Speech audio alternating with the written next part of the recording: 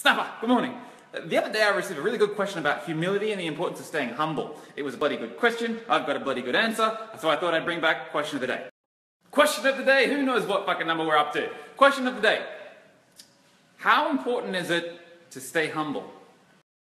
Well, first let's understand the scale. At one extreme we have self-righteousness, I'm always right, I'm cocky. At the other end of the scale we have other righteousness, other people are always right. Other people are always right, I'm always wrong, this is humility. This is extreme humility, that's extreme cockiness. We don't want extreme humility, we want balance. The individuals at this extreme tend to be very skeptical, they're very stubborn and skeptical. Individuals at this extreme tend to be gullible, they're easily pushed over, they believe any fucking thing. So how important is it to stay humble? It depends your scale of humility. Extreme humility is not wise. You won't get on in the world if you're extremely humble. You need a little bit of self-righteous, you need balance. So the short answer to the question, and there is a long answer, but the short answer is a balance of the two. A balance between self-righteous and other righteous, a balance between humility and cockiness. That's the best. The meaning of life is to find the balance, to find the order and to find the balance. Meaning, look up the origin of the word mean and meaning. It means in between two extremes. Remember the lesson from the other day. When we descend down to the physical plane, we enter a world of dualities, a world of two extremes in many different forms. The meaning is to find the middle. When you go and observe someone else on planet Earth who does not appear to be very humble, they appear to be very cocky in their success, don't waste energy judging them. They're just on a slightly different journey to you in finding the meaning of life. They will already be attracting into their world balancing events to get them back to the mean. That sounds like some very, very bullshit. Let me explain. This is the long answer. There are four conduits, four strings, if you like, that the universe tugs on from time to time to get you back to the mean, to get you back to balance, to get you back to love, to get you back to gratitude. Here they are: psychology, sociology, physiology, and theology. Let me explain. The first string it tugs on is your psychology. You have an intuition. The intuition comes from the heart. It's a little voice that springs up whenever you say something or do something that's out of balance. This is not to be confused with impulse and instinct, which is the animal responses. This is the voice in your head, governed by fear, governed by greed. This is the animal mind, impulse, instinct. Its intuition is different. Let me give you an example. Every now and then I will do a social media post or an Instagram or a Facebook post, and I might grill a particular demographic of person. Or I might be responding to a hater on an Instagram comment or something like that. And if I reply out of balance, if I'm too self-righteous in my reply, I'll get the intuition. And it's a little feeling that comes from right about here, and it's like, oh, that was out of balance, Lewis. That was it. You were too self-righteous, and that's a little guiding voice to get me back into balance. 99.999% of human beings on planet Earth do not attune to their intuition. They're too cloudy, and they don't take notice of it. So, the universe, in its infinite wisdom, trying to teach you the meaning of life, tugs on the second string, sociology. This is where the people around you try to get you back to balance. Let me give you an example. Every now and then I'll get a kid on here on Snapchat saying, hey, I really want to buy your foreign exchange trading and money program. My parents think it's a scam. And they go on to say, my parents hate the industry, they hate your company, they hate the market, they hate you, they hate the way you look, they hate the way you swear, they hate everything about you. I say, interesting, what did you tell them about me? And they said, oh, I told them all this great stuff. I said, you got the house and the car and the Lamborghini and the girl, and you got all that, you were so rich, and you're going to make me so rich, it's going to be so quick, it's going to be so easy. I say to these individuals, your perception of me is out of balance. It's not real. You're completely infatuated. You have the completely one-sided, lopsided perceptions. Your family are simply playing out the role in your sociology. They might not even realize what they're doing. They're playing out the other side of the role in your sociology to highlight the things that you're blinded to in infatuation. If you're up in fairyland with naivety and infatuation, the people around you, often a partner, will bring you back down to earth, so to speak. And if you judge that, you will create an argument, and you'll create broken relationships, and you'll create a stressful, shitty fuckery of a life. They're not your partners, your friends, the people around you, your family.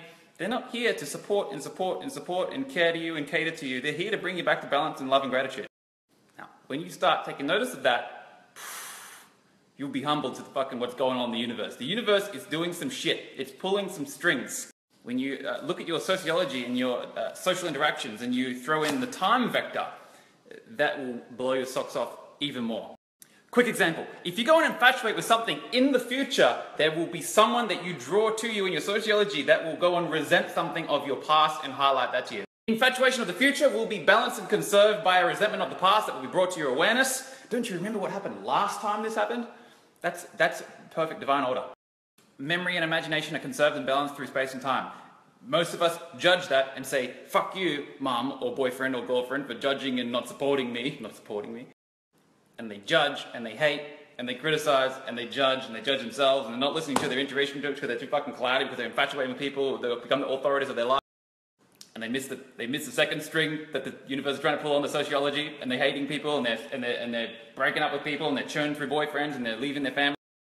And the universe, in its infinite wisdom and infinite patience and infinite love, pulls on the third string. Physiology. When you have a gentle, balanced flow in the mind, you'll have a gentle, balanced flow in the body. When you have ease in the mind, you'll have ease in the body. If you have disease in the mind, you'll have disease in the body.